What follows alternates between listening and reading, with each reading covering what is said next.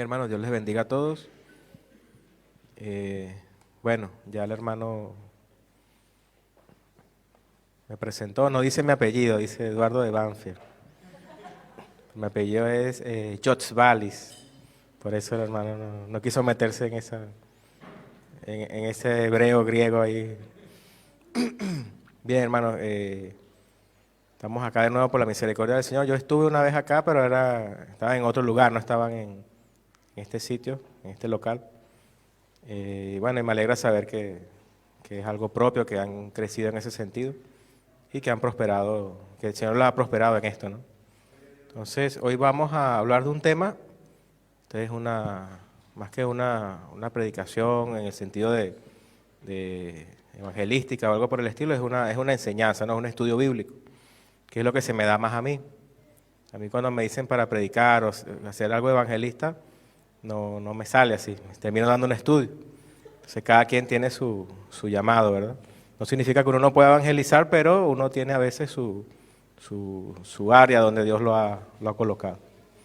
Entonces, hoy vamos a hablar de un tema que a veces uno tiene un concepto, ¿no? O uno repite una idea que del todo no está mal, pero vamos a ver qué podemos aprender hoy, ¿no? Entonces, se trata del cristianismo y la pregunta es si es la religión verdadera o si acaso es en principio una religión, ¿no? Yo tengo acá, voy a voltear para ver dónde estoy. Ajá. Vamos con la primera lámina, la primera diapositiva. Bueno, a ver, mientras aparece allí. ¿Por qué yo hago esta aclaración? Porque a veces hay palabras o términos o ideas que nosotros como cristianos a veces la hemos perdido, ¿no? Hay un movimiento que uno a veces no ve dentro de lo que es el cristianismo, donde hay ciertas cuestiones que perdemos el significado o alguien le da otro significado y creemos que siempre ha sido de esa manera, ¿no? Por ejemplo, yo soy venezolano, del país de donde yo vengo, existen personas que aquí le dicen macumberos, le dicen macumba, ¿no? Allá dicen santeros allá. Ellos se visten allá de blanco, por ejemplo, todo de blanco.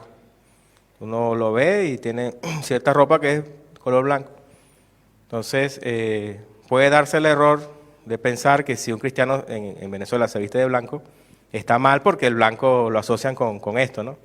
Entonces, uno como que pierde un poco cosas que ya Dios ha redimido, que Dios nos ha dado. Y a veces eso también sucede con algunos términos, ¿no? Como el término religión. Nosotros de repente hemos escuchado o venimos de contextos o creencias donde traemos una idea de lo que es la religión o una idea de lo que es el término religión. Y a veces por no sonar religiosos o por no sonar de alguna manera, excluimos ese concepto de la Biblia y de nuestras vidas, ¿no? Pero si entendemos realmente lo que es una religión y que el cristianismo es una religión, pero no es cualquier religión, es una religión verdadera, eso nos va a ayudar más bien a aclarar el asunto y a tener una idea más bíblica, vamos a decirlo así, de lo que es el cristianismo. Entonces, ahí se hace la pregunta, ¿no? ¿El cristianismo, la religión verdadera? Entonces, la siguiente lámina, la siguiente diapositiva, aparece allí una pregunta, ¿no? Dice, al decir religión, ¿qué pensamos? Ahí coloqué yo un animalito allí. A ver, no todos a la vez, pero si alguien puede dar una idea de lo que viene a su mente cuando escucha religión, la palabra religión. ¿Qué viene a nuestra mente? No hay ninguno todavía que... Ritos y costumbres, ¿no? ¿Alguien más? ¿Cómo? Una forma de doctrina. Ahora, si decimos que el cristianismo es una religión, bajo lo que uno más o menos ha escuchado de esto, lo sentimos como una expresión correcta o incorrecta o nos trae dudas de decir algo así. De decir, no, el cristianismo es una religión. ¿Cómo perciben ese concepto? Asociado al cristianismo, ¿es algo bueno, es algo malo? No importa si lo llamamos así. O quedamos con la duda, ¿no? A veces como que no sabemos si decir sí, no, sí es o no es, porque no queremos sonar religiosos tal vez. El hermano hablaba de ritos y costumbres, ¿no? O sea, vamos a ver que una religión tiene un concepto, ¿no? En la siguiente diapositiva vamos a hablar de un concepto, el concepto de religión. Realmente el concepto de religión es, gracias, hermano. El concepto de religión es el de religar. Viene de religar, que es unir un cordón que se ha roto o una cuerda que se ha roto. Entonces, a veces escuchamos que el cristianismo no es una religión, sino una relación. Pero si entendemos bien el concepto de religión, es el mismo de relación. O sea, es lo mismo, ¿no? ¿Por qué? Porque yo debo, de alguna manera, religar o volver a unir una relación que se ha roto. Imagínense una cuerda que uno la corta por la mitad y quiere unirla de nuevo, con un nudo, ¿no? Uno hace un nudo. Por mejor que uno haga el nudo, por el mejor esfuerzo que uno haga de hacer ese nudo, no va a quedar la cuerda nunca exactamente igual. Siempre va a haber un defecto, ¿no? Siempre va a haber como que viene la cuerda, está el nudo y sigue la cuerda. O sea, ese nudo no lo podemos eliminar por nosotros mismos. Ese nudo vendría siendo las religiones falsas, ¿no? Ese nudo o ese pequeño defecto vendría siendo todas estas creencias que pueden tener parte de la verdad, pero en sí no tienen a Cristo, ¿no? ¿Qué hace el cristianismo? Es religa nuestra relación con Dios de una manera perfecta. Es como que ese cordón que está roto entre Dios y el hombre se une de nuevo, pero no hay un nudo allí, o sea, no hay algo que estorba, sino que esa cuerda queda de nuevo perfecta, ¿no? Entonces, eso en principio es el significado de religión. Yo tengo por acá, deriva de la palabra religar, volver a unir un cordón roto, del latín religare o relegere. Con esta idea, le podemos decir a todos que Cristo nos reconcilió con Dios. O sea, es un término más de reconciliación, el término religión. Permiso. Y Él nos une de nuevo al Señor, a Dios, el cristianismo, a través de su propósito y de su obra, es decir, del nacimiento del Señor, su vida, su muerte, su resurrección, es inseparable de nuestra creencia fundamental como cristianos. Entonces, hay un texto que yo tengo por acá, en Romanos 5:10, dice, porque si siendo enemigos fuimos reconciliados con Dios por la muerte de su Hijo, mucho más, estando reconciliados, seremos salvos por su vida. Y también está en Romanos 8:38, dice, por lo cual estoy seguro de que ni la muerte, ni la vida, ni los ángeles, ni principados, ni potestades, ni lo presente, ni lo porvenir, ni lo alto, ni lo profundo, ni ninguna otra cosa creada nos podrá separar del amor de Dios, que es en Cristo Jesús, Señor nuestro. O sea, son textos en el libro de Romanos, por ejemplo, Romanos 5:10 y Romanos 8:38, que nos hablan de una reconciliación. Esa reconciliación es ese religar, es ese volver a unir de esa relación con Dios que ha estado rota. Si nosotros entendemos esto, vamos a ver en la siguiente lámina, vamos a una lámina que dice a qué llamamos religión. La siguiente.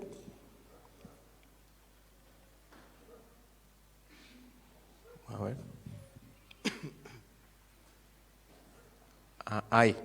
Ahí vamos a ver allí. Ahí tenemos que dice, se hace la pregunta de nuevo, si el cristianismo es una religión. En principio,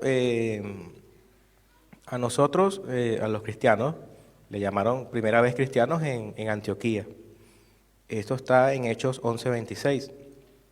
Algunos estudiosos dicen que se llamó cristiano en manera de burla, porque cristiano en principio significa como pequeño Cristo, o sea, como un seguidor de una persona en ese momento que la gente no entendía quién era, que era Cristo. Pero se entiende que en ese momento se lo decía a los primeros creyentes de una forma como de burla, ¿no? Como de menosprecio. Como, este es cristiano, este es un pequeño Cristo que anda por ahí. Sin embargo, bueno, así nos llamaron por primera vez. en Antioquía. Y otros en base a Isaías 62:2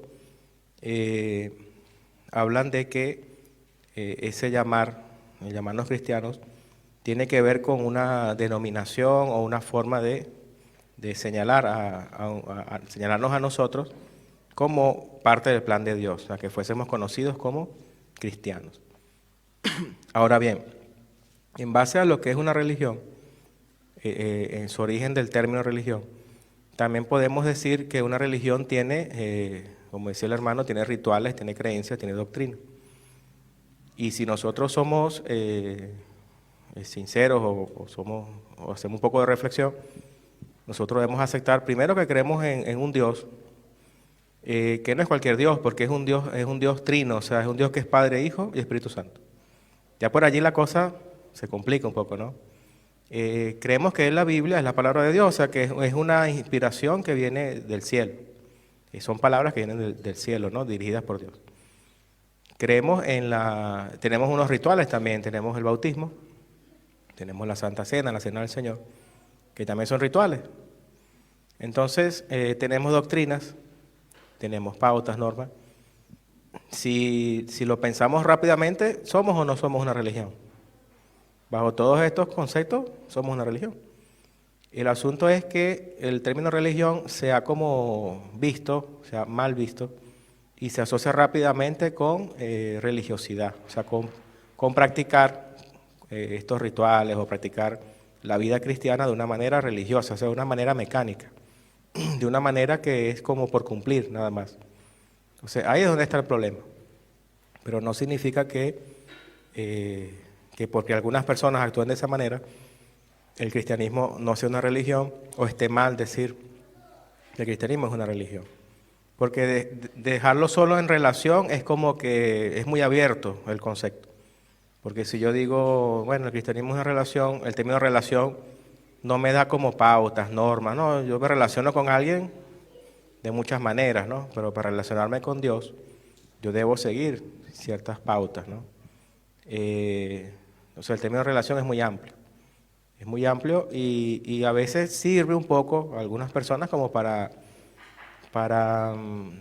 vender, en el buen sentido del término, el cristianismo, ¿no? Como cuestión evangelística. No, el cristianismo deja la religión y ven a Cristo, que es relación.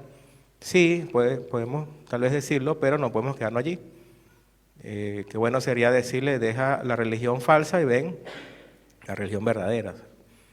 Pues cuando vendemos, yo uso esta expresión para que me entiendan, el cristianismo como una relación, comparándola con la religiosidad, suena como que hagamos cualquier cosa al final, o sea, deja eso y ven que aquí es más fácil, aquí. Y no es tanto así, porque cuando las personas a veces vienen a la iglesia con un concepto de lo que es el cristianismo y empiezan a ver cómo son las cosas en realidad, se pueden sentir engañados, se pueden sentir que las cosas no eran como ellos pensaban. Y debemos ser sinceros desde el principio, ¿no? Yo conocí, por ejemplo, personas que usaban ciertas actividades para atraer a los jóvenes, por ejemplo. Digo que eso no está del todo mal, pero no puede quedarse allí. Por lo menos en Venezuela había unos hermanos de una iglesia que todo era fútbol, o sea, fútbol. Nunca iban a la iglesia, todo era el fútbol. Y cuando ya iban a la iglesia, veían las cosas, era como que querían era jugar fútbol, o sea, no querían nada con el Señor, sino que querían jugar, querían salir, querían. Entonces son cuestiones que son válidas, son cuestiones recreativas que nos unen como iglesia, ¿no? Que nos ayudan a compartir con los hermanos. Ayer mismo en la iglesia en Banfield tuvimos una actividad con los jóvenes, fuimos a un camping. Eso no está mal, pero no podemos quedarnos allí, que todo sea siempre eso. Porque cuando vengan las pruebas, las luchas, las situaciones que van a venir como cristianos, estas cosas no van a tener, no nos van a ayudar tanto, ¿no? Esas destrezas o esas prácticas que podemos tener en estas reuniones, al final no nos van a ayudar tanto como la comunión con el Señor. Entonces no está mal, pero no podemos dejarlo allí.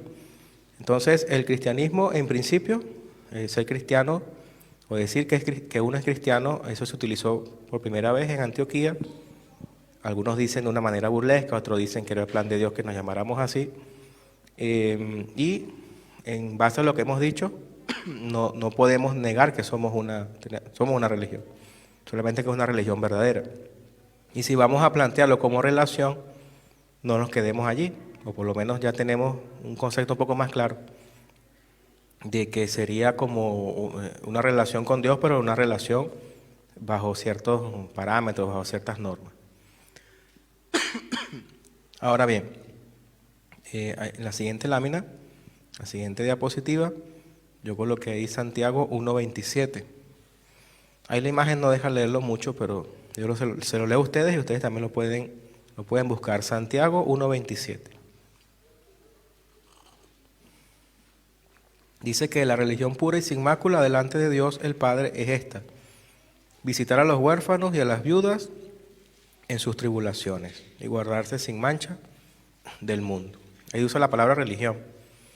¿Y a quiénes se le habla esto, no? De visitar a los huérfanos, a las viudas, de guardarse sin mancha del mundo. Se le habla a los cristianos. O sea, está diciendo que si alguien quiere ser religioso, practique la religión verdadera, ¿no? No cualquier cosa, sino que haga lo que tiene que hacer según la palabra.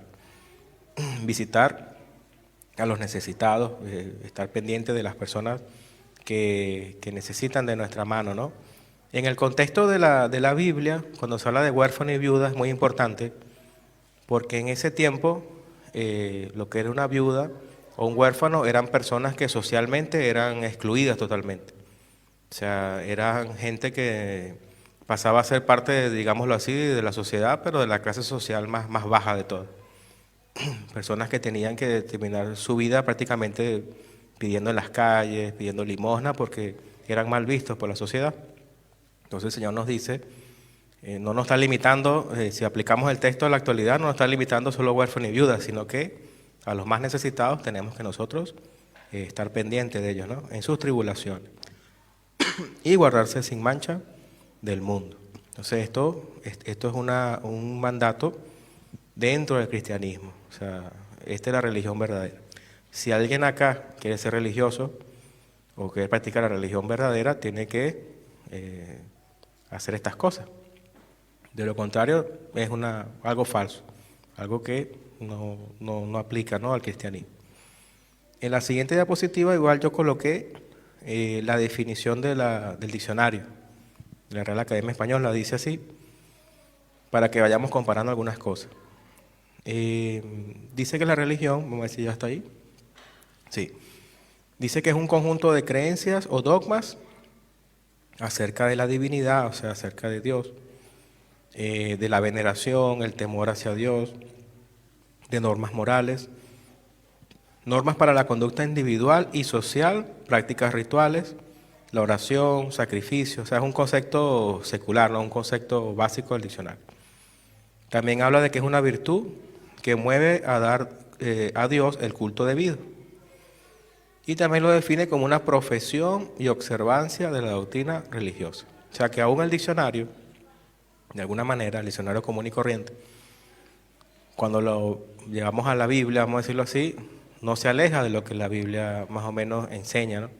Y eso lo vamos a ver ahora un poco más con detalle. En la siguiente lámina, que creo que esta se repite y luego viene una diferente. Creo que la letra quedó pequeña para que la puedan ver allí. Yo se lo voy a leer.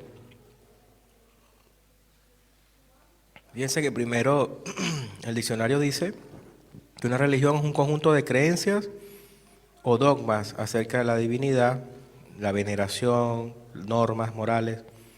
Bueno, como cristianos evangélicos tenemos un conjunto también de creencias y de dogmas a las cuales conocemos como doctrinas. Cualquier cristiano promedio las puede llegar a comprender. O sea, no tenemos que ser superdotados para entender muchas cosas de la Biblia. O sea, la Biblia es clara en muchas cosas. Hay cosas que sí son más difíciles de entender, que hay que estudiar un poco más. Pero lo más básico para nuestra salvación está claro en la Biblia. Eso es algo claro. Cristo como Salvador, lo que es pecado, lo que no es pecado, lo que agrada a Dios y lo que no. Pero hay cuestiones que son a veces complicadas. El mismo apóstol Pedro pudo decir de Pablo que Pablo tenía cosas en sus cartas que eran difíciles de entender. O sea, imagínense un apóstol como Pedro, que caminó con el Señor, que estuvo con él cara a cara. Dice que Pablo, que fue un apóstol, el último apóstol, vamos a decirlo así, de que tuvo un llamado tremendo del Señor, dice que Pablo tiene cosas que son difíciles de entender. O sea, me imagino a Pedro leyendo las cartas de Pablo y que le costaba un poco entender algunas cosas de Pablo. Entonces hay cosas que son difíciles. Vamos a ponerlo de esta manera. Si fueron difíciles para Pedro entender a Pablo, imagínense nosotros entender a Pablo. Entonces hay cosas que debemos ser humildes y tener una mente un poco más amplia para entender o tomar una posición al respecto. Porque hay cuestiones en la Biblia que son creencias y dogmas, ¿no? La palabra dogma también a veces la vemos como algo malo, ¿no? Como no, nosotros no somos dogmáticos, no tenemos dogma. Pero sí tenemos dogma, y tenemos normas, y tenemos creencias, ¿no? El dogma es una doctrina también. Solamente que el dogma es una doctrina que no está muy clara en la Biblia, pero la iglesia como cuerpo del Señor tuvo que tomar una decisión y decir, bueno, la interpretación correcta es esta. Y el dogma no se puede negociar. O sea, no tiene posibilidad de que lo debatamos para cambiar algo, para no. De repente el horario del culto es una norma, ¿no? O sea, el culto comienza a tal hora, debería terminar a tal hora, primero vienen las alabanzas. Esas son cuestiones que de repente pueden variar de una iglesia a otra. Hay doctrinas que también, por lo menos, no podemos, no matarás, por ejemplo, o sea, eso es algo que está claro. Pero hay cuestiones que son un poquito más difíciles, por lo menos la Trinidad. La doctrina de la Trinidad es un dogma. O sea, creemos que Dios es Padre, Dios es Hijo y Dios es Espíritu Santo. Eso en la Biblia está allí plasmado, pero no está plasmado de una manera tan evidente. Generó muchos debates en el tiempo, muchas concilios, situaciones allí, y la iglesia tomó una decisión y dijo, no, bueno, esto es lo correcto. Y universalmente, cualquier cristiano debe sostener la doctrina de la Trinidad, por ejemplo. En principio no quiere decir que todos debemos entender todo de la doctrina de la Trinidad, pero por lo menos en principio aceptar que Dios, el Dios en el cristianismo es muy particular. No es como el Dios del Islam ni el Dios de los judíos, no. Es un Dios que existe en tres personas, ¿ves? O sea, es un solo Dios que existe simultáneamente en tres personas distintas. Eso es bastante complicado de profundizarlo. Se puede hacer, pero uno tiene que ir con calma. Y aceptarlo en principio como un dogma. O sea, hermano, ¿pero por qué? Porque es así. O sea, a veces a uno le cuesta, ¿no? Eso es otro problema que tenemos a veces como cristianos, que a veces preguntamos mucho el por qué, el por qué, el por qué, el por qué, cosa que es propia del ser humano, sobre todo de los jóvenes. No es algo malo del todo, pero hay un momento donde tiene que haber un principio, ¿no?, de las cosas. Y a veces ese principio no tiene explicación. O sea, ¿de dónde vino Dios, por ejemplo? O sea, ¿quién creó a Dios? Nadie lo creó. Nadie lo creó porque Él es Dios, Él es eterno. O sea, por eso es Dios, porque nadie lo creó. La pregunta la hacen de niños hasta adultos, ¿no? A mí me han preguntado eso. ¿Quién creó a Dios, hermano? No, nadie lo creó, Él es eterno, por eso es Dios. Porque si lo hubiese creado alguien, ese alguien que lo creó, ese es Dios. Y si seguimos atrás y preguntando, no vamos a llegar a nada, ¿verdad? Entonces, ese es un misterio también. O sea, ¿cómo puede haber un ser que exista desde siempre, que no tiene origen? Porque uno ve la silla y dice, bueno, la silla alguien la elaboró, le dio forma. Pero si yo llego y le digo, no, hermano, esa silla es eterna, siempre estaba allí la silla, nadie la creó. No, pero ¿cómo puede ser? No, ella siempre ha existido la silla. Nuestra mente, primero van a decir que el hermano está loco, ¿no? Pero Dios es algo así, o sea, Dios es algo así. Él existe eternamente como tres personas. Y eso lo aceptamos por la fe y por la palabra, porque es una consecuencia de lo que enseña la Biblia. La Biblia enseña que el Padre es Dios. La Biblia enseña que el Hijo es Dios y la Biblia da a entender que el Espíritu Santo es Dios. Pero también dice Jehová uno es, hay un solo Dios. Entonces nosotros, nuestra mente racional, llega a un punto donde acepta todo lo que yo acabo de decir, pero cuando trata de unir todo eso, viene un problema en nuestra mente. Y decimos, ¿cómo puede ser así? Bueno, ese cómo puede ser es el misterio. La Biblia lo revela que es así, y revela el concepto. Pero el problema es cómo, o sea, el por qué, el cómo del asunto. Dios puede sanar a alguien de cualquier enfermedad. Y nosotros podemos ver la sanidad, entender que Dios sanó a la persona, pero lo que no podemos saber es cómo la hizo Dios. O sea, Dios creó células nuevas, Dios agarró las células enfermas y las regeneró. Eso es un misterio. O sea, los misterios bíblicos son cuestiones reveladas, solamente que no conocemos algunos detalles. La creación. La Biblia dice que Dios creó los cielos y la tierra, ¿no? Él creó todo de la nada. O sea, no es que Dios agarró material que ya existía y creó el universo, no. No había nada. El romano dice que Dios hizo todas las cosas de aquello que no se veía, ¿no? O sea, no había nada. Y Dios de la nada sacó el universo, vamos a decirlo así, sacó la materia. Entonces, ¿cómo le hizo Dios para crear de la nada? Nosotros no lo sabemos. Él es Dios. O sea, eso lo tenemos que aceptar por fe y por revelación que está en la Biblia y como un dogma, ¿ves? O sea, que Dios creó de la nada. Entonces, tenemos creencias y dogmas. Tenemos creencias y dogmas. Otras creencias son un poco más abiertas, vamos a decirlo así, de interpretación. Entonces, allí cada iglesia, siempre y cuando no contradiga la Biblia en principio, porque hay cosas que son difíciles de a veces llegar a un acuerdo, la iglesia por eso tiene sus declaraciones de fe, donde más o menos hay ciertas cuestiones allí establecidas. Por ejemplo, hay iglesias donde no se usan instrumentos musicales. Ellos argumentan y dicen, no, el Nuevo Testamento no aparece en instrumentos musicales, entonces no hay que usarlo. Otros decimos, bueno, no dice que no hay que usarlo, entonces lo usamos. Unos decimos, hay un silencio en la Biblia, hay un silencio. O sea, alguno llena el silencio y dice, hay que usarlo. Si no lo contradice, es porque la alabanza en el Antiguo Testamento se utilizaban instrumentos. Entonces, bueno, continúa la alabanza, igual. Pero otros dicen, no, como no lo reafirma, entonces ya no es válido. Bueno, ahí es una decisión de la iglesia, o sea, de la denominación cristiana, vamos a decirlo así. No debería ser un punto para pelearse por eso. Ni como hablaba con el hermano Nahuel, que a veces caemos en una falta de tolerancia o irrespeto hacia algunas cosas, donde la Biblia debemos reconocer que no hay cierta claridad. Pero llega un hermano y me dice, no, Jesucristo no es Dios, es el arcángel Miguel. Oye, ya ahí no está al nivel de la música, de los instrumentos, no está al nivel de eso. Ya está tocando un punto que tiene que ver con la salvación. Porque si Cristo no es Dios, entonces ¿quién murió por nosotros? Un ángel. O sea, Dios no vino él mismo, no vino Dios mismo, mandó a otro. Entonces ya nuestra salvación no está en manos de Dios, sino de una criatura.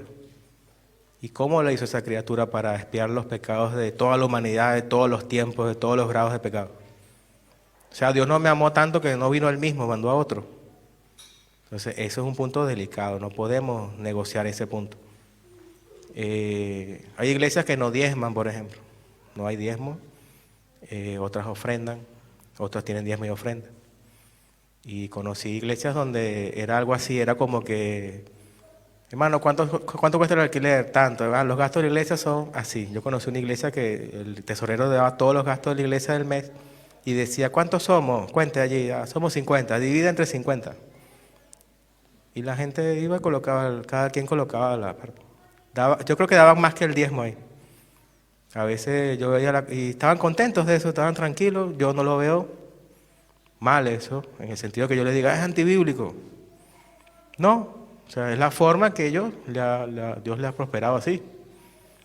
Acá será otra forma. ¿Ves? Hay cuestiones que son abiertas en la Escritura y hay cuestiones que no se pueden negociar. Entonces, ¿cuál es el problema? Que si metemos cuestiones que son negociables dentro de lo que no es negociable, es donde vienen los problemas a veces. O sea, es cuando vienen las sectas y cuestiones así, donde en una secta, hermano, nada es negociable. En una secta todo es, cuando esto es así, todo es cuadrado, no hay salida, piensas diferente, te van, hay que expulsarlo, está endemoniado. O sea, en una secta esa es una gran diferencia. En una secta todo es dogma, o sea, todo es cerrado, todo es sin contexto. Por ejemplo, yo le voy a dar un ejemplo para cerrar esta idea. Por lo menos hay unos hermanos allí, no se sienta mal por lo que voy a decir, hay unos hermanos que están tomando mate, por ejemplo. Entonces, de donde yo vengo, culturalmente hablando, tomar algo durante una enseñanza bíblica está mal. O sea, es algo ofensivo, ¿eh? ¿Cómo es posible que esté tomando algo así? Pero aquí hay otro contexto, que hay frío, hay otra cultura, ¿verdad? Entonces yo no puedo imponer algo que yo traigo de un contexto, de un clima, de qué sé yo, porque en Venezuela todo el año es verano, allá no existe el invierno. Para los que no lo sepan, allá todo el año es 34 grados. Por eso a mí me afecta mucho esto del frío, pero ahí vamos luchando con eso. Entonces yo no puedo colocar un dogma y decir prohibido que en invierno los hermanos tomen nada caliente en el servicio, porque a Dios no le agrada eso. O sea, imagínense, eso es un problema. Yo no estoy actuando en amor, sino, pues como a mí no me sirve, como yo me siento mal de eso tal vez, yo lo impongo, ¿eh? Entonces yo creo un dogma que no existe en la Biblia y empiezo a romper los contextos y todas estas cosas. Entonces ahí hay que tener cuidado. Cuando hay cuestiones que no son históricamente dogmas, vamos a decirlo así, que no tocan la salvación del hombre y uno quiere imponer algunas cuestiones, ¿no? Entonces tenemos normas, creencias, tenemos normas morales también. Todos oramos a Dios, es decir, tenemos cuestiones propias de una religión. Y la parte de las normas morales, bueno, la Biblia es clara en muchas cosas, ¿no?, que no vamos a detallar hoy. Están los mandamientos, los 10 mandamientos, por ejemplo. Y el mandamiento que el Señor nos dejó fue que si amábamos al prójimo, cumplíamos la ley. Entonces, el cumplimiento de la ley es el amor. ¿Qué pasa? Si alguien no tiene el Espíritu Santo, difícilmente va a poder cumplir eso. ¿Cómo se entiende eso, no? El cumplimiento de la ley es el amor. Bueno, si yo amo a mi hermano, no lo estafo. Si yo amo a mi prójimo, no lo robo. Si yo amo a mi vecino, bueno, no adultero con su mujer. O sea, el amor es el cumplimiento de la ley. O sea, si yo amo a fulano, bueno, esto cuesta 10, no se lo vendo en 100. Si yo vendo verdura y el peso dice 1 kilo, yo no le coloco una trampa para que pese 2.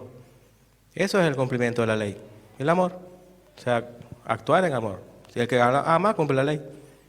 ¿Qué pasa con el Antiguo Testamento? Que la gente no tenía el Espíritu Santo y no podía actuar así, sino que actuaban conforme a lo que le decía la ley. Lo hacían por hacerlo, por cumplir, porque bueno, no tenemos de otra vez. Pero eso en el Señor tiene que ir cambiando. No significa que nosotros no vamos a fallar en algún momento. Sería también absurdo decir eso.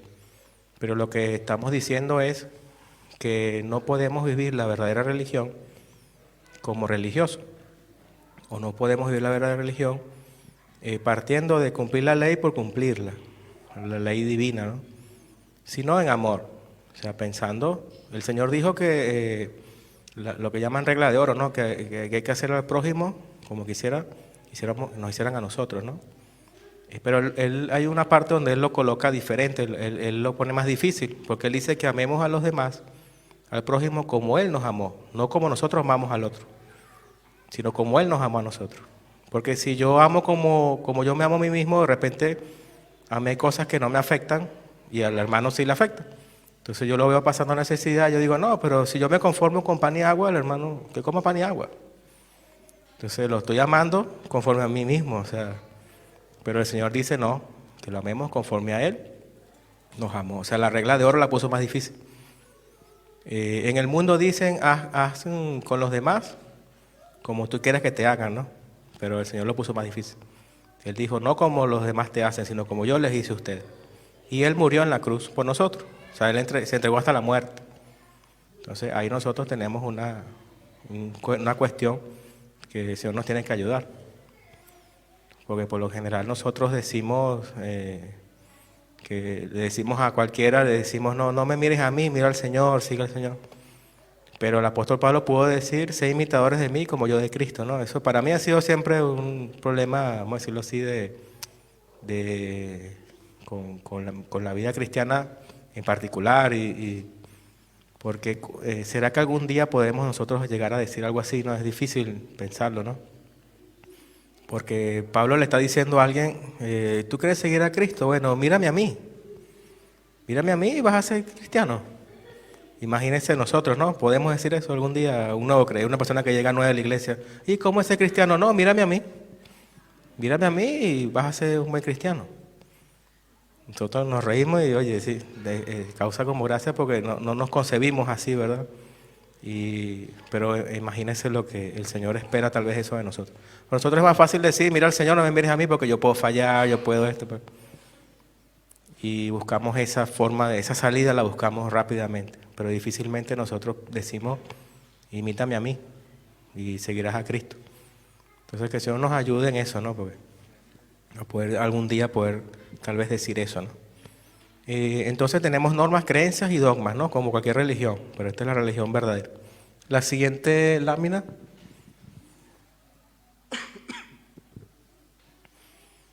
Dice, el segundo punto nos dice que la religión, o sea, en el diccionario secular dice que la religión es la virtud que mueve a dar el culto, a Dios el culto debido. O sea, la religión mueve a una persona a darle a Dios culto, ¿no? O sea, a adorar a Dios. Y una virtud es una cualidad de hacer lo bueno y lo correcto. Ahora, como cristianos, también nosotros damos culto a Dios. Esto de alguna manera es un culto a Dios. O sea, estamos reunidos en congregación, escuchando la palabra de Dios, adorando al Señor, cantando alabanza. O sea, que también nosotros damos culto a Dios como una religión. En Romanos 12:1 habla de un culto racional. El apóstol habla de un culto racional. Por eso no hay conflicto entre la definición de religión y lo que nosotros creemos. Vamos a ver si lo busco acá. Romanos 12. O sea, un hermano ya lo tiene por allí, lo puede leer también.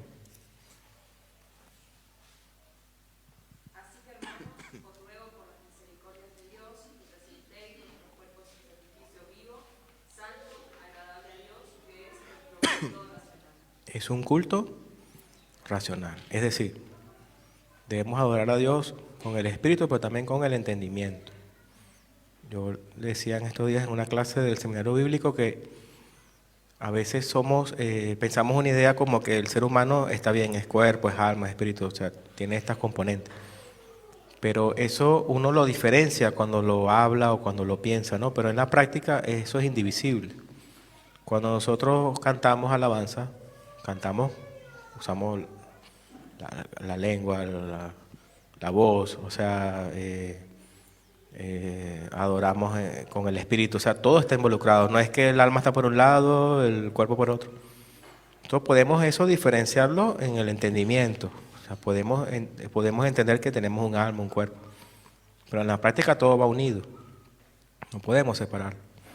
Y acá el apóstol dice que nuestro sacrificio debe ser de un culto racional. O sea, hay un caso donde David, él quería llevar el arca del pacto, la quería llevar con carros, en vez de los levitas. Los levitas debían llevar el arca cargada, ¿no? Pero bueno, David estaba emocionado y mandó carros nuevos que llevaran el arca. ¿Qué pasó en ese momento? Bueno, el arca, Dios es inteligente y Dios sabe que en ese tiempo las calles las calles de ahora no han cambiado mucho, ¿no? Tienen también algunos defectos, ¿no? Entonces tenía que ser personas que llevaran el arca, porque si unos carros con caballo, el arca se iba a tambalear y se iba a caer. Y eso fue lo que pasó. Entonces un buen hombre con una buena intención, llamado Usa, colocó la mano en el arca y Usa murió. Entonces uno pudiera decir, oye, Dios es malo porque ese hombre quería hacer un bien, ¿no? Bueno, pero murió Usa, porque no podía tocar el arca. Solo los levitas podían tocar el arca. Entonces, eso fue un culto no racional. O sea, Dios te está diciendo que las cosas son de esta manera.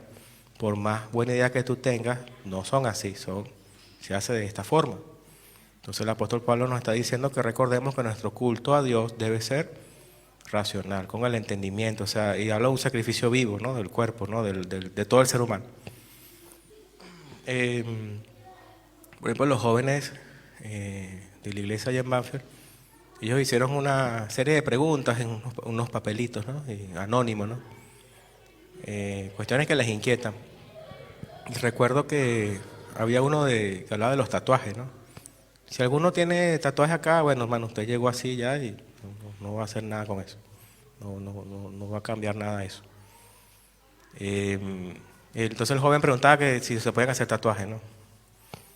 Entonces yo sé que a veces hay cuestiones en Levítico que hablan de no hacerse marcas y cosas, pero no podemos usar Levítico, eso no es algo racional, porque si yo uso ese texto en Levítico, versículos antes me dice que está prohibido por la ley usar ropa con dos tipos de hilo. Y yo creo que todos los que estamos acá tenemos ropa que tiene dos tipos de hilo. O sea que si vamos a usar un texto de Levítico hay que tener cuidado, porque son normas que eran en principio para el pueblo de Israel, y que si vamos a cumplir una cosa, vamos a cumplir todo entonces. A mí lo que me preocuparía de una pregunta así es el por qué. O sea, ¿qué es lo que motiva a una persona, un joven cristiano, el querer hacerse el tatuaje? O sea, quiere sentirse identificado con un grupo, quiere llamar la atención, qué vacío quiere llenar. O sea, a mí no me preocupa tanto que, vamos a hablar un poco locamente, como decía Pablo, a mí no me importa tanto el tatuaje, a mí me importa es qué le está motivando a él eso. Porque puede ser un tatuaje, puede ser otra cosa, puede ser beber algo, puede ser inyectarse una cosa, o sea, puede ser cualquier cosa. Hermano, hablamos un par de cosas, yo traía en mente algunas cosas de las que hablamos, entonces bueno, Dios me está confirmando algunas cosas. Porque el cristianismo, esta religión verdadera, no nos prohíbe nada a nosotros. Esto no prohíbe nada, o sea, es decir, somos libres de hacer lo que queramos, pero no todo nos conviene. Porque Cristo murió por todos los pecados, Cristo ya redimió todo el universo entero. Y el apóstol Pablo dice, bueno, son salvos y están justificados, pero no usen esta libertad como ocasión para pecar. O sea, ustedes son libres, pero sean inteligentes, sean racionales. Entonces, cuando un joven o alguien, pero las preguntas siempre son, ¿puedo o no puedo esto? ¿Puedo o no puedo lo otro? ¿Puedo? No es tanto que vayas o no vayas, o sea, pero ¿por qué te provoca eso? O sea, ¿qué hay más allá de la pregunta? Hermano, ¿puedo ir a fiesta? Me dice uno. Yo no le puedo decir un no absoluto, pero que, ajá, y si se gradúa, o si un cumpleaños de la familia, o sea, ¿a qué fiesta vas a ir? ¿Por qué? ¿Qué quieres hacer allí? O sea, a veces las preguntas vienen con cosas escondidas, ¿no? Uno le dice sí, entonces, no, el hermano dijo que yo podía ir a hacer y esto. Y si uno le dice no, es como que, esta gente que todo es no, que todo es no. Entonces, es más impactante decirle, sí, ves, todo lo puedes hacer, pero pueden haber consecuencias también. Entonces, a mí lo que me preocupa de estas preguntas no es decirle una respuesta, que no es que está mal, o sea, la Biblia, obviamente, pero una respuesta, yo diría, como cuadrada. Sí, no, Levítico dice esto. Eso no me ayuda a veces, porque yo quiero saber es la motivación real del asunto. El Hebreos dice que la palabra de Dios es como una espada cortante de doble filo que penetra hasta lo profundo del alma y discierne las intenciones del corazón. O sea, el asunto es la intención del corazón. ¿Para qué quieres ir allí? ¿Por qué te quieres tatuar? Porque esto no, porque en mi casa nadie me escucha, nadie hace nada. Capaz yo me tatúo y me ven por lo menos que existo. ¿Por qué te tatuaste? Ay, se acordaron que existo. Porque nadie me habla, porque nadie me quiere, porque me siento solo. Eso es lo que me preocupa más. O sea, ¿por qué quieres? No, yo me quiero saltar de un avión en paracaídas. ¿Por qué quieres arriesgar tu vida? Porque si quieres puedes saltar, pero has pensado todo lo que implica, todo lo que puede pasar. O sea, es racional lo que estás haciendo. Entonces, eso puede pasar así, ¿no? Entonces, nuestro culto debe ser racional. Y nuestras respuestas deben ser bíblicas, pero no podemos apagar el cerebro. Porque el Señor nos ha dado un cerebro y si nos ha redimido, nos ha dado una nueva forma de pensar. Y yo veo que el Señor no se escandalizaba de las preguntas que le hacían ni nada. Y a veces nosotros como líderes o como líderes que estamos liderazgo, como padres, los que son padres, a veces nos escandalizamos de las preguntas. Hermano, pero ¿quién creó a Dios? Uno, pero ¿cómo vas a preguntar eso a estas alturas de la vida? Tal vez es una pregunta sincera. No nos escandalicemos de las preguntas. Hay preguntas difíciles y a veces uno no tiene la respuesta y como veníamos hablando, uno tiene que ser sincero y decir, no tengo la respuesta, déjame estudiarlo y te digo. Tengamos cuidado de dar respuestas por darlas, ¿no? Porque a veces podemos decir algo, esa persona pasa el tiempo, revisa el asunto y dice, no, a mí me engañaron, eso no era así. Entonces, algunas cosas podemos responderlas fácilmente, otras no tanto. Entonces, lo que quiero aclarar acá es que el Señor nos pide un culto racional. O sea, que cuando lo adoremos, cuando hablemos de Él, cuando prediquemos, cuando respondamos, cuando indaguemos en la Biblia, no seamos, ¿cómo se diría? Como un copiar y pegar. O sea, es la Biblia, copio, pego, pero no hay un contexto, no hay buscar una razón de por qué está preguntando así o por qué se siente así. Porque entonces nos convertimos en biblistas, ¿no? Tenemos la Biblia, pero como que no la entendemos, o sea, la leemos, la repetimos y ya. O sea, a veces las cosas no son tan evidentes o tan fáciles de discernir. Ese es un trabajo difícil, pero bueno, el Señor nos va a ayudar. Y bueno, y si hemos estado haciendo alguna de estas cosas, bueno, el Señor ha permitido que hoy reflexionemos un poco y tengamos un poco más ese cuidado, ¿no? El culto racional, o sea, adorar al Señor con el entendimiento. Otra parte de la definición, en la siguiente lámina,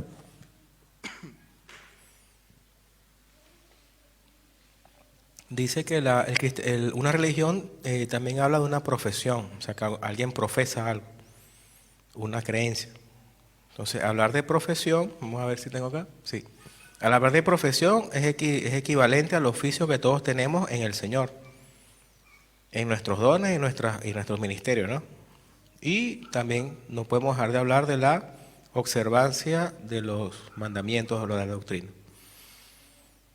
Juan 14:15 dice, si me amáis, guardad mis mandamientos.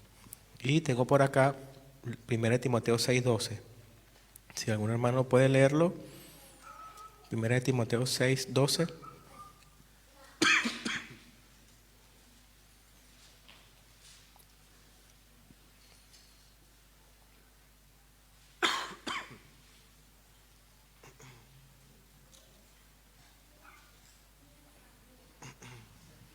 Sí. ¿Quién lo tiene por ahí? ¿La hermana? ¿Sí? Pelea la buena batalla de la fe, echa mano de la vida eterna, a la cual asimismo fuiste llamado, habiendo hecho la buena profesión delante de muchos testigos. Amén. Entonces el cristianismo es también una profesión. ¿Por qué? Porque profesamos doctrina, profesamos ciertas normas y creencias. O sea que tenemos que ser profesionales. O sea, si alguno no tiene una profesión o estudió una profesión, ya tiene una. Usted tiene que ser profesional como cristiano. Y el profesional es alguien que se diferencia del que no lo es porque hace las cosas.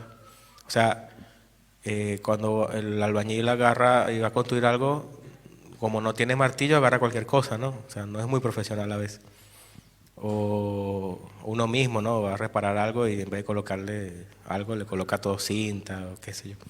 Entonces, debemos ser profesionales. Es algo que Dios nos va a ir ayudando también. Pero el cristianismo es una profesión. O sea, no es algo así que, ¿cómo se diría? Llego y me quedo así como que no crezco, no aprendo, no. Sí cuesta a veces, sobre todo, no todos aprendemos igual, no todos aprendemos de la misma manera, no todos llegamos al Señor a cierta edad. Yo conozco hermanos ya grandes, ¿no? Que ellos se sienten mal, le dicen, oye, si yo hubiese conocido al Señor hace 30 años, 40, 50, 60 años, ahora me cuesta aprender, me cuesta leer, me cuesta... Pero bueno, si está en esa situación no se sienta mal, o sea, el Señor tiene el control de todas las cosas, Él sabe por qué llegó a la edad que llegó, pero llegó, por lo menos llegó, entonces eso es lo que tiene que estar contento de eso, ¿no? Y agradecido del Señor. Ya lo que no se hizo, hermano, no se hizo. Ya los errores que cometimos, los cometimos, las consecuencias que quedaron, quedaron. Pero ya en el Señor, bueno, tenemos que pedirle al Señor que nos ayude a sobrellevar esas cosas, ¿no? Entonces, es una profesión también. Entonces, fíjense que el mismo diccionario bíblico, común, los conceptos que da como religión, lo tenemos todos. La Biblia dice que esta es la religión sin mancha y verdadera, o sea que es una religión el cristianismo. El problema es que nosotros hemos, digámoslo así, satanizado el término religión y hemos perdido esa parte, ¿no? La religión nos ayuda a tener un concepto de disciplina también. Cuando hablamos de relación suena algo como más abierto, vamos a relacionarnos, vamos a hablar, Pero cuando hablamos de religión, de repente nuestro concepto es un poco más cerrado y eso nos falta a veces un poco. O sea, un poco de ¿cómo se diría? De ese cuidado, ¿no? De lo que es acercarse a Dios y hacer las cosas. Entonces debemos ser un poquito más, entre comillas, religiosos, en el buen sentido, agradando siempre al Señor, pero sin llegar a la religiosidad, que sería como esa parte mecánica donde yo no estoy como en piloto automático y no estoy ni con la mente ni con está el cuerpo nada más, la mente está en otro lado, o sea, eso es lo que hemos perdido a veces como cristianos, ¿no? Entonces, en la siguiente lámina se hace la pregunta, ¿no? Si el cristianismo es una religión, bueno, vamos a responder que sí. Bajo lo que hemos dicho, sí lo es. Sí lo es. Entonces no debemos sentirnos mal de si alguien nos pregunta algo de esto, bueno, sí es una religión, pero es una religión verdadera. De repente esa persona con la que estamos hablando está en otra religión, una religión que es falsa. Pero ambos son... Porque ¿qué pasa también? Por querer agradar sentimos que agradamos a Dios, o para no sentirnos religiosos, o para hacer como una diferencia entre el cristianismo y otra creencia, queremos hacer tanto la diferencia. No somos una religión, no somos una religión. Somos una religión, pero vamos a decirle, estás en la falsa y yo estoy en la verdadera. Entonces, eso sería como para... Porque la otra persona, por lo menos los musulmanes, por ejemplo. Los musulmanes son una cosa bastante rígida, tienen un montón de situaciones allí. Y ellos critican el cristianismo a veces, de lo que ellos ven ahora como cristianismo, que se ha desvirtuado mucho en muchos lugares, como que somos... esta gente no tiene ni respeto por nada. O sea, hay, por ejemplo, yo porque estoy estudiando una cuestión, no con los musulmanes, sino con misioneros, que van a los musulmanes, una casa misionera, la misionera nos dice, por lo menos la Biblia de nosotros, nuestra Biblia, hay quienes la rayan, ¿verdad? La rayan, la doblan, subrayan cosas, ¿verdad? Porque nosotros estudiamos la Biblia y hacemos eso. Pero los musulmanes, por ejemplo, hay grupos de ellos que ellos tienen el Corán, ¿no? El Corán lo meten en una bolsita de tela muy especial, lo colocan en el lugar más alto de la casa y lo guardan allí. Cuando lo van a abrir, se lavan las manos, lo bajan, lo abren, todo nuevecito el Corán. Entonces cuenta la misionera que cuando ellos van a evangelizar musulmán, llevan una Biblia nueva. Tienen la suya de estudio en la casa. ¿Por qué? Porque cuando él ve la Biblia rayada y la ve toda así, con colores, dicen, esto es gente irreverente. Si esa es su palabra de Dios, mira cómo la tratan. Si eso no es santo, eso no es la palabra de su Dios. Ustedes son unos descarados, se molestan. Entonces no abra una Biblia rayada frente a un musulmán porque no le va a gustar. Entonces eso es un ejemplo que le doy de sabiduría, ¿no? O sea, cómo actuar en sabiduría con alguien, ¿no?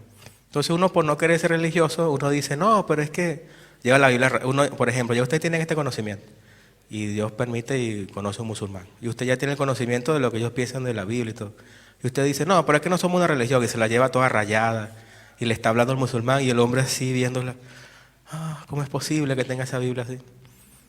Debemos ser racionales, ¿no? Culto racional. Entonces, no somos una religión. Y el musulmán le pregunta, ¿y bautizan niños? ¿Bautizan a sus personas? Sí, los bautizamos. ¿Y tienen cena del Señor? Y sí, ¿y qué representa el cuerpo de Cristo? ¿No tenemos rituales? Sí tenemos rituales. Ellos tienen un montón de otras cosas, pero el punto es que no podemos, por el deseo de sentirnos diferentes o que marcar una diferencia entre cristianismo y otras religiones, negar que somos una religión. Eso es lo que yo quisiera transmitir el día de hoy. Bueno, acá ahora, para ir terminando, yo tengo una serie de conceptos de otras creencias. O sea, ya hemos hablado del cristianismo como religión. Yo le he querido traer algunos conceptos de otras creencias para que veamos esa diferencia un poco más de lo que es Dios, el cristianismo y lo que son otras creencias. Son muchas creencias que hay en el mundo, muchas doctrinas, muchas religiones, vamos a decirlo así.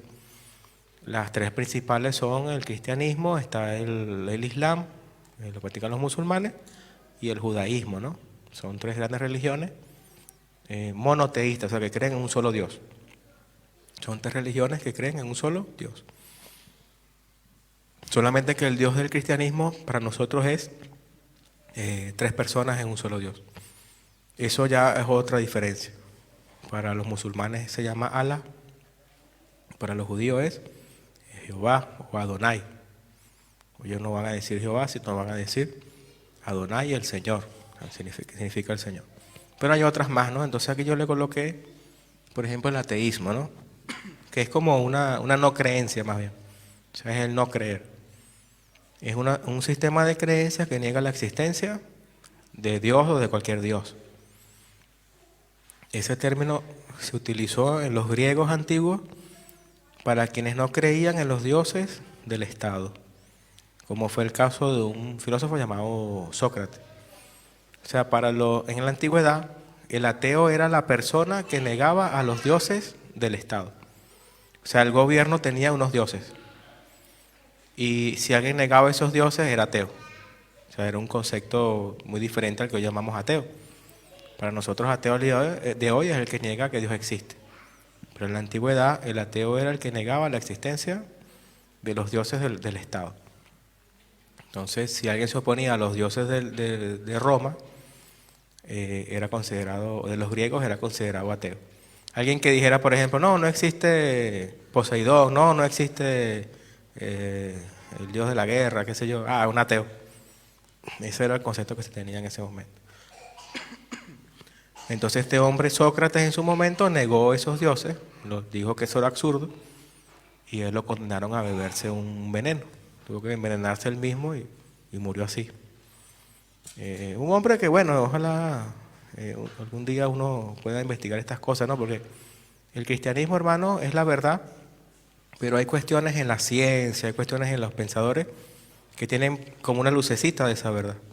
Eso es lógico porque si Dios nos creó a su imagen y semejanza, alguna cosa de verdad hay en otros lugares.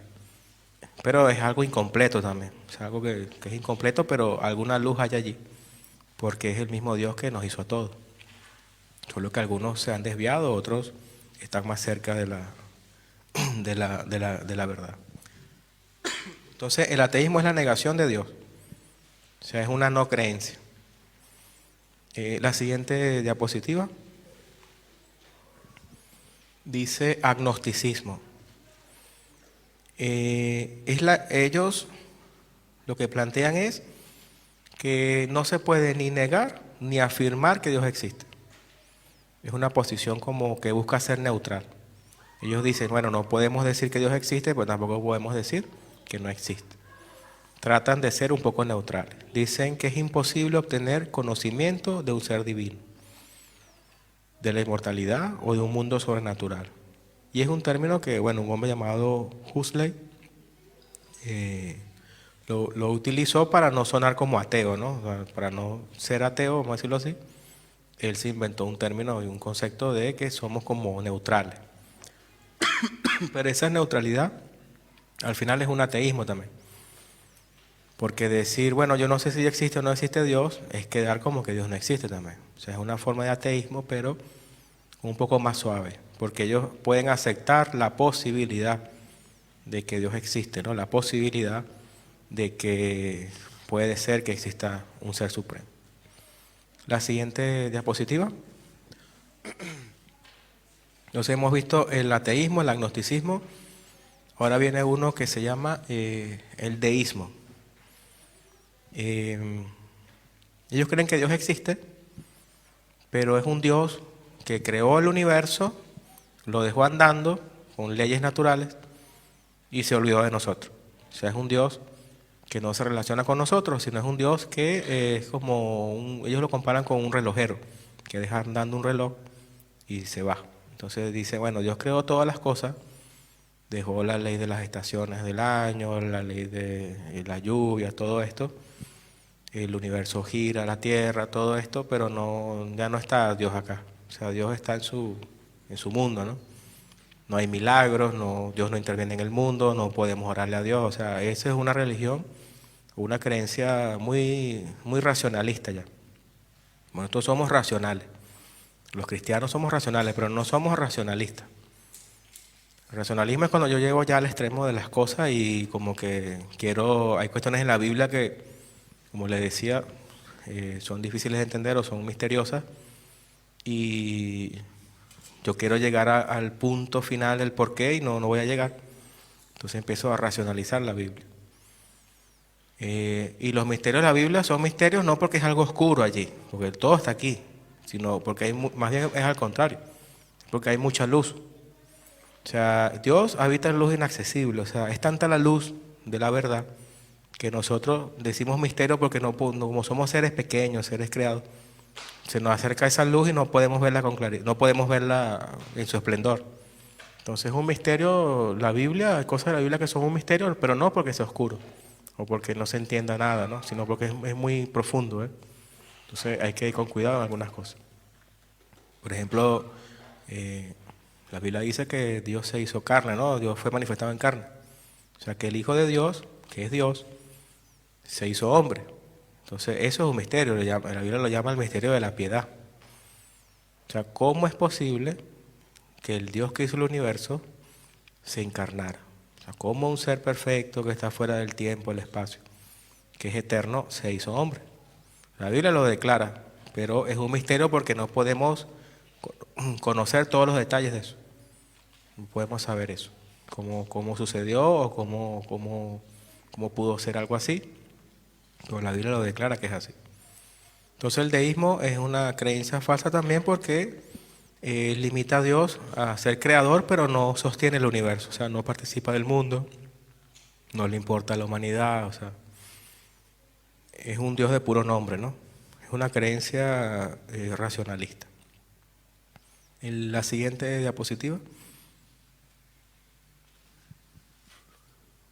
Esta es muy difícil de ver, por allí es muy poco común. Este es ignosticismo. Ya vimos el ateísmo, el agnosticismo, el teísmo, y ahora viene una que es el ignosticismo. Ellos lo que plantean es que ellos cuestionan la definición de Dios. Es decir, usted le dice por lo menos, no, mira, Dios existe, ellos te dicen, ¿qué es Dios? O sea, son así como que medio, oye, ¿qué le pasa a este hombre? Diría uno, ¿no? Mira que Dios es esto, lo otro, pero ¿a qué llamas tú Dios? Defíneme el término Dios. Entonces uno dice, no, es un ser supremo, que es inmutable, que está fuera del tiempo. Pero esa definición es contradictoria, te dice. Entonces llega otro y le dice, no, Dios es esto y esto y esto. No, esa definición tiene este problema. El otro llega, no, Dios es esto. No, esa definición tampoco. Entonces el gnóstico dice, primero defíname qué es Dios, para yo ver si creo o no creo. O sea, es como una mezcla de agnosticismo con otra cosa, pero ellos se detienen en el concepto, primero. Ellos dicen que nosotros, o sea, nosotros los creyentes, o cualquier religión, no ha definido bien su concepto de Dios. Entonces, si no lo definimos bien, ellos dicen que no van a estar creyendo en algo que no entienden. Entonces, nosotros, por la Biblia, lo que entendemos es que Dios es el ser supremo, el gran yo soy, se ha revelado al hombre, se ha encarnado, tiene ciertas características, es inmutable, perfecto, es amor, es luz, pero bueno, son conceptos que ellos no satisfacen a estas personas y tampoco nosotros podemos cambiar eso para satisfacerlos a ellos. Entonces, le traigo la información para que sepa que existe esa forma de ver también las creencias. La siguiente diapositiva. Esta dice panteísmo. De repente la hemos escuchado un poco más. Ellos dicen que Dios y el mundo o el universo son idénticos. Y esto lo desarrolló un hombre llamado Spinoza. Él era Spinoza fue un Baruch Spinoza. Baruch es un nombre bíblico porque Spinoza era judío. Pero fue un judío muy problemático porque lo expulsaron de la sinagoga, lo expulsaban del cristianismo. O sea, el hombre no hallaba dónde encontrarse por sus ideas. Y bueno, dijo, voy a desarrollar mi propio pensamiento y creó su propio Dios. Y el Dios de Spinoza es el universo. Para Spinoza el universo es Dios. O sea, las plantas, los animales, nosotros, el sol, las estrellas, todo, la suma de todas las cosas es Dios. O sea, es un Dios que es la naturaleza. Para Spinoza la naturaleza es Dios. Con ese Dios no podemos hablar tampoco, no está sometido a las leyes de la naturaleza. No es un Dios personal, no es un Dios que le podemos hablar, orar, no. Es simplemente la naturaleza. Eso se conoce como panteísmo. Hoy en día existen panteístas y hay creencias, o vamos a decirlo así, teologías dentro del cristianismo que son de tendencia panteísta también. Son cuestiones que se van allí como infiltrando a veces en la teología. Por ejemplo, Albert Einstein era panteísta. Entonces, a veces nosotros vemos cuestiones en Facebook, las redes, o nos mandan mensajes de historias o anécdotas y sale Albert Einstein, salen ciertos científicos, qué sé yo, porque hablan cuestiones de, digamos así, moralistas, ¿no? O que tienen algo de valor. Y a veces uno al corazón, ay, mira, Albert Einstein creía como nosotros, Einstein era cristiano. Einstein era panteísta. Él creía que Dios era una fórmula de la naturaleza. Y pasó toda su vida buscando eso, esa fórmula. Murió y no la consiguió, porque Dios no es una fórmula. Entonces, él tenía ese pensamiento. Iba a encontrar una fórmula que explicaba toda la naturaleza y eso era como la mente de Dios, decía él. O sea, si yo encuentro esta fórmula, estoy leyéndole la mente a Dios. Entonces ese era el concepto que tenía Einstein, ¿no? Entonces a veces nos llega un video que hay ¿qué es el bien, qué es el malo? Yo vi una vez algo así, que había una clase y el profesor preguntó, ¿qué es el mal? Entonces un niño se paraba y decía, el mal es ausencia del bien, porque el mal no existe. Así como la sombra no existe, sino que es la ausencia de luz y tal. Y al final la historia dice, y ese niño era Albert Einstein. Entonces a veces los hermanos, amén, gloria a Dios, aleluya. Y Albert Einstein es panteísta, o sea. Entonces puede ser que tenga algo de valor lo que dice allí Albert Einstein, ¿no? O cualquier científico. Pero hay que tener a veces cordura y revisar un poquito a quién estamos nombrando, qué cree, qué sé yo. No debe ser que nos llevemos una sorpresa y estemos dándole cierta publicidad a personas que nos odian o que nos aborrecen, ¿ves? Porque Einstein era judío y panteísta, imagínense.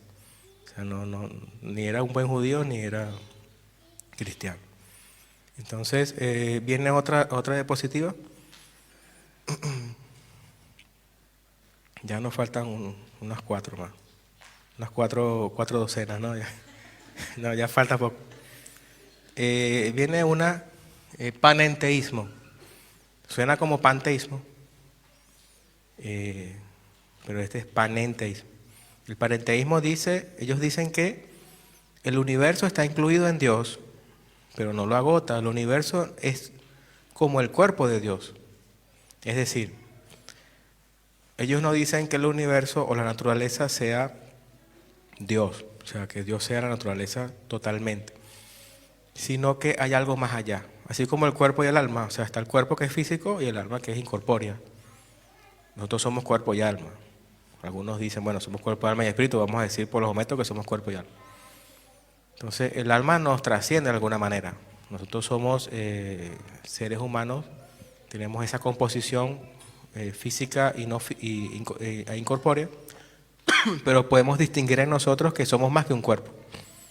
O sea, no estamos limitados a ser solamente algo físico.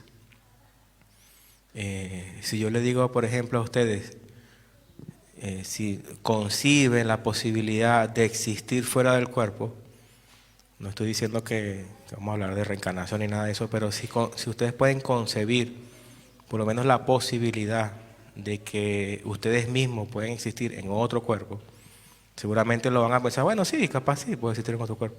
O sea, no les va a parecer nada ilógico, ¿no? Bueno, significa que usted tiene un alma, significa que tiene un alma. ¿Por qué? Porque si todo fuese cuerpo, si todo fuese físico, esa posibilidad ni siquiera la pudiera concebir. Porque usted identificaría su cuerpo con su alma, como la misma, como todo materia, pues todo cuerpo. Pero el hecho que podamos concebir de que podemos existir fuera del cuerpo, significa que somos capaces de diferenciar el cuerpo de algo que no está en el cuerpo. Si fuésemos todo materia, esto es un argumento filosófico por si acaso. Si fuéramos todo materia, no pudiéramos tener esa posibilidad. O sea, eso sería como algo parecido al panenteísmo. El panenteísmo dice, está en la naturaleza, pero Dios está ahí también como un alma allí metida. Y va desarrollándose el universo, los planetas, nosotros nos vamos desarrollando y Dios está creciendo con nosotros. Es un Dios que aprende con nosotros. Es un Dios que sufre con nosotros, es un Dios que crece con nosotros, es un Dios que no nos sirve a nosotros.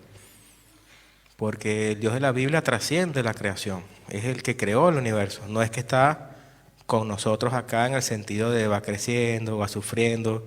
Yo consuelo a Dios, oye Dios, lo hiciste bien, pero la próxima vez trata de hacerlo mejor porque mira, me salió mal esto en el trabajo, qué sé yo. Entonces, eso es un concepto que tienen algunos de Dios. Eso le llaman teísmo limitado. Nosotros somos teístas. Teísta con T es el que cree que Dios existe, o sea, un Dios que es personal, que se comunica, que existe, hace milagros. Nosotros como cristianos somos teístas. Está el deísmo con D, ellos dicen que Dios va andando el universo como un reloj, y el teísmo con T, somos nosotros, creemos que Dios existe, que se comunica, que habla, que está en el mundo actuando. Y están los panenteístas, los teístas limitados, que ellos dicen que Dios está limitado. O sea, que Dios es bueno y es perfecto, pero no es todopoderoso. Para ellos Dios hace lo mejor que puede. O sea, es un Dios que si algo sale mal, es como que, bueno, Dios hizo lo que pudo, pero no logró solucionar el problema. Entonces, ese teísmo limitado nosotros no lo podemos aceptar por la Biblia tampoco. Dios gobierna el mundo, hay cosas que parece que van mal y realmente el mundo está mal, pero Dios tiene el control de las cosas. O sea, nosotros no podemos pensar que Dios está limitado o que se salió algo de control, sino que bueno, simplemente hay un plan de Dios que nosotros no tenemos un acceso a ese plan totalmente. Y vamos viviendo la vida en Cristo y vamos sobrellevando las cosas, pero no podemos nunca atribuir de que hay un defecto pues, en el Creador. La siguiente lámina. En la siguiente dice naturalismo. El naturalismo es una teoría según la cual la naturaleza es todo lo que existe.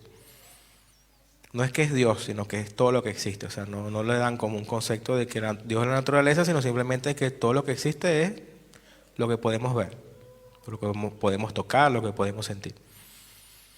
Y por lo general ellos niegan la existencia de Dios, un naturalista, y son escépticos en cuanto a la posibilidad de una vida más allá de la muerte. O sea, son personas que por lo general son ateos. Por lo general son ateos. Dicen que bueno, lo que hay es lo que vemos, ¿no? Lo que usted puede sentir, medir, percibir, eso es lo que existe. Si no lo puede medir, percibir, no lo puede tocar, no lo puede oler, entonces no existe.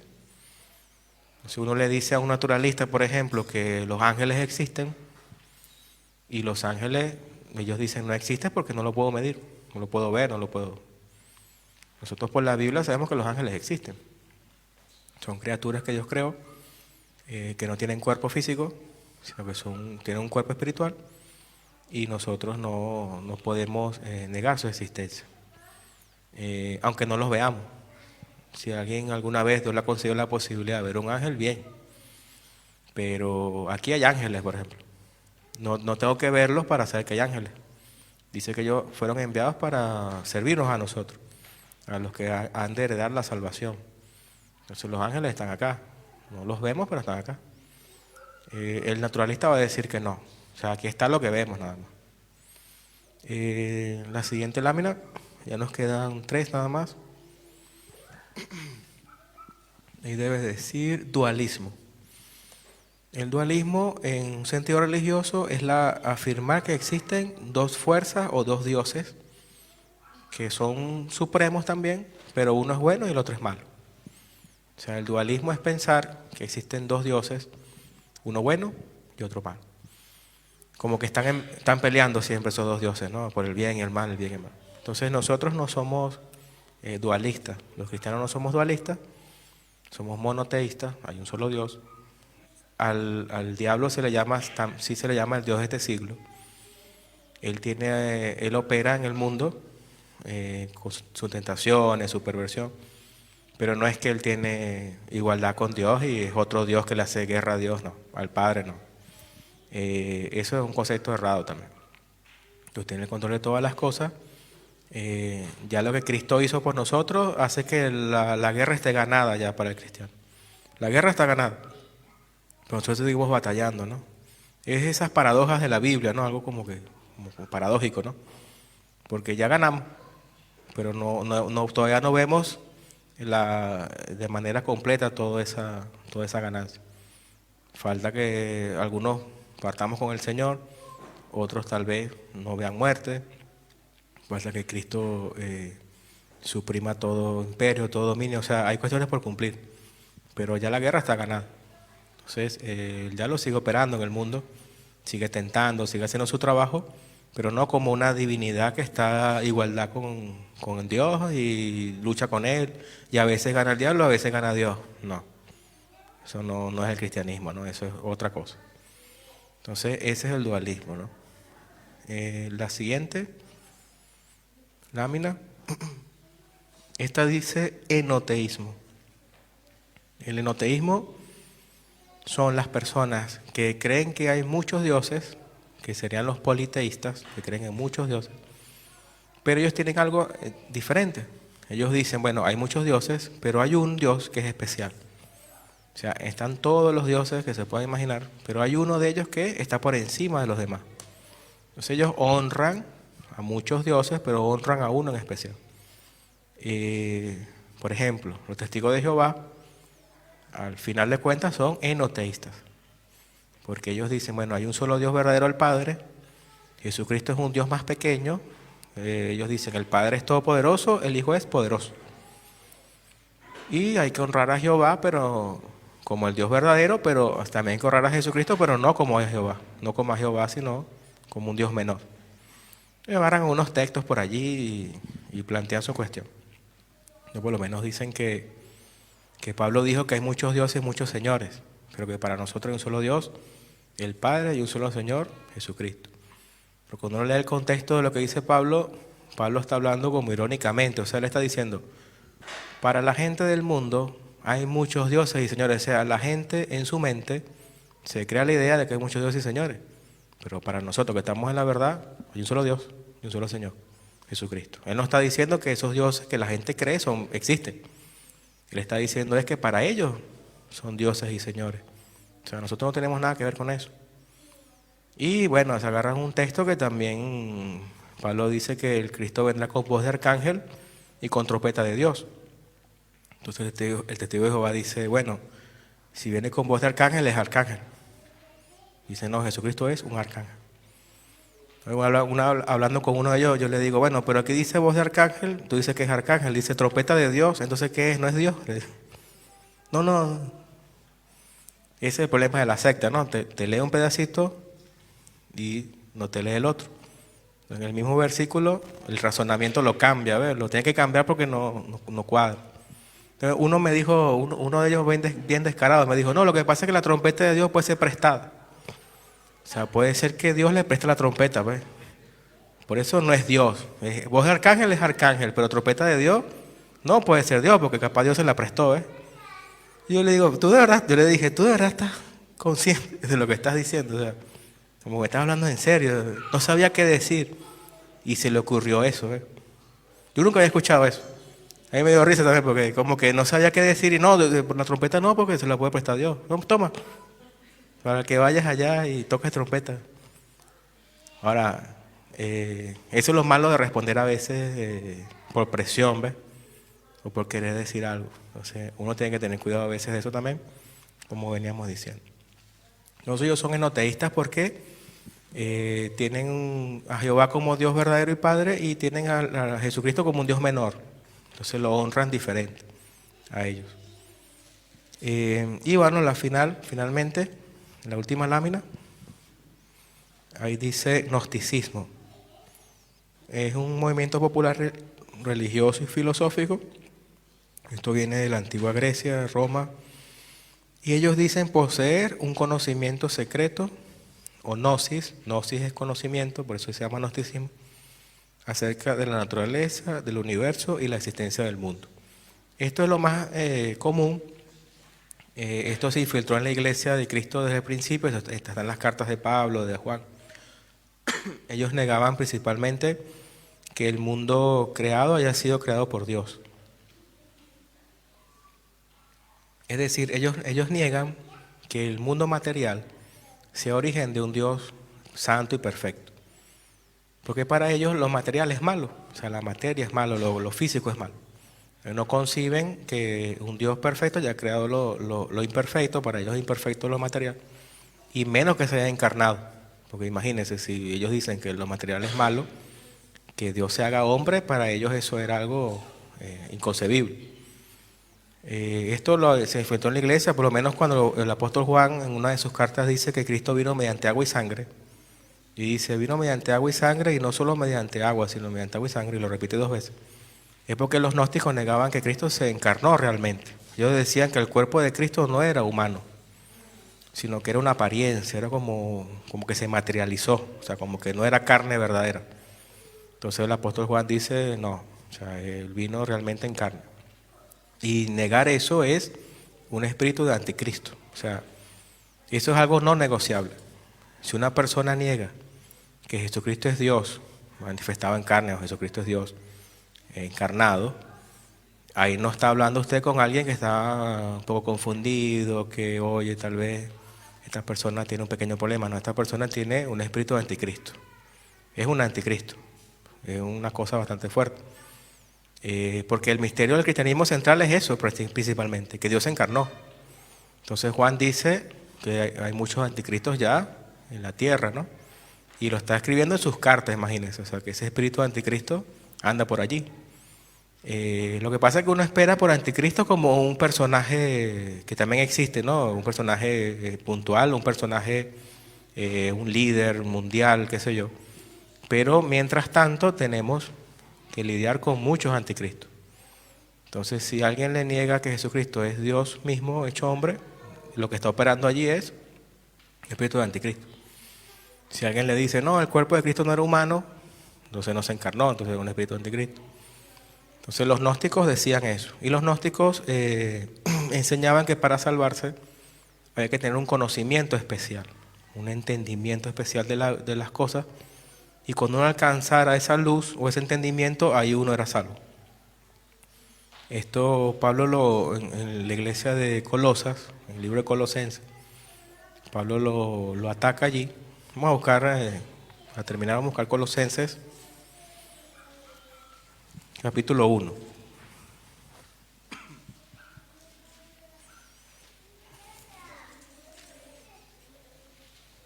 No, vamos a leer el 2:8.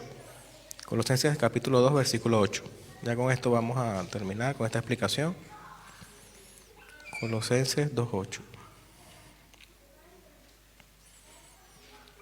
Dice, mirad que nadie os engañe por medio de filosofías y huecas sutilezas, según las tradiciones de los hombres, conforme a los rudimentos del mundo y no según Cristo. Porque en él habita corporalmente toda la plenitud de la deidad. Y vosotros estáis completos en él, que es la cabeza de todo principado y potestad. Aquí él viene hablando de muchas cosas y habla que debemos tener cuidado de no ser engañados por sutiles filosofías, ¿no? O pensamientos o tradiciones. Y dice que en él habita corporalmente toda la plenitud de la deidad. Esa palabrita plenitud allí, es una palabra griega que es pleroma.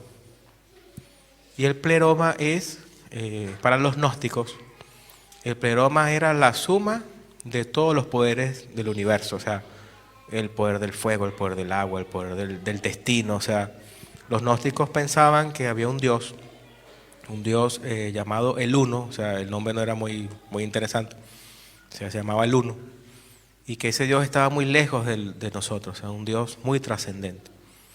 Y que ese Uno empezó a crear como copias de sí mismo, se empezó a copiar él mismo, y empezaron a salir como emanaban de él otros pequeños dioses. Y sabe que las copias, si uno saca la copia de la copia de la copia, se va como perdiendo calidad, ¿no? Entonces, bueno, decían que esos dioses se fueron como multiplicando y la suma de todos esos dioses, los gnósticos lo llamaban el pleroma, o sea, la suma de todo eso. Entonces, Pablo le está diciendo a los colosenses que habían sido infiltrados por los gnósticos, le está diciendo, miren, si ustedes están buscando el poder, la sabiduría, la ciencia, qué sé yo, no lo busquen en los dioses gnósticos, o sea, búsquenlo en Cristo. O sea, Cristo tiene la suma de todo el poder, o sea, la suma de toda la gloria, la suma de todas las cosas. El pleroma está en Cristo, o sea, no diciendo que el pleroma gnóstico sea verdadero, sino que si ustedes quieren un pleroma, bueno, vean a Cristo. Eso es lo que está diciendo Pablo allí, que en Cristo habita corporalmente toda la plenitud o todo el pleroma de la divinidad. Entonces, el apóstol usa términos a veces de los gnósticos para confrontar a los gnósticos. Eso también ahí hay un poco de sabiduría, porque a veces nosotros podemos tomar algunas ideas de los demás para explicarlas, para confrontarlas, para aclararlas por la Biblia, ¿no? Entonces, esa sería la explicación de Pablo. Y bueno, yo voy a cerrar ya con el Colosenses capítulo 1. Vamos a leer este texto para orar. 1:21. Bueno, hemos hablado de la religión verdadera, hemos hablado de lo que es una religión, que tenemos todas las características de una religión, pero somos una religión no falsa, sino que tenemos al Señor, que no debemos tenerle miedo a esa palabra o sentirnos como religiosos cuando lo decimos. Y bueno, sí es una relación verdaderamente con el Señor, el cristianismo, pero no deja de ser una religión, entendiéndolo bien. Y bueno, esta religión permitió algo, ¿no? En el versículo 21 de Colosenses 1 dice así: y a vosotros también, que eras en otro tiempo extraños y enemigos en vuestra mente, haciendo malas obras, ahora os ha reconciliado, o sea, nos ha religado, nos ha unido de vuelta, ¿no?, el Señor a Él. ¿En dónde nos reconcilió? En su cuerpo de carne, por medio de la muerte, para presentaros santos y sin mancha e irreprensibles delante de Él, con una condición: si en verdad permanecéis fundados y firmes en la fe, y sin moveros de la esperanza del Evangelio que habéis oído, el cual se predica en toda la creación que está debajo del cielo, del cual yo, Pablo, fui hecho ministro. Amén. Entonces, así como termina Pablo, termino yo. Y recordemos entonces que esta religión, esta reconciliación, ha sido hecha en la muerte y la resurrección del Señor. Entonces vamos a estar orando, pero no sé si antes de orar, si hay, no muchas preguntas tal vez, pero de repente una o dos preguntas si existe la duda y si yo la puedo responder, y si no, vamos a orar y cerramos, ¿no? Pero si alguien quiere decir algo, comentar algo. No todos a la vez. Si no, damos por finalizado, ¿no? Yo sé que después salgo y me preguntan cosas, porque es lo que he tenido por experiencia. Que a veces uno en público le cuesta, ¿no? Le da como vergüenza. Oye, mi pregunta tal vez es muy básica. Me han dicho a veces así. Tampoco es que uno es un erudito, hermano, pero de repente uno ha leído un poco más o ha estudiado un poco más las cosas. Pero seguimos aprendiendo todo, amén. Entonces vamos a estar orando entonces y cualquier cosa hablamos. Padre, en el nombre de Jesús, te damos gracias, Señor, por este tiempo, por esta hora, Señor, que me has permitido llegar a este lugar, Señor, el día de hoy.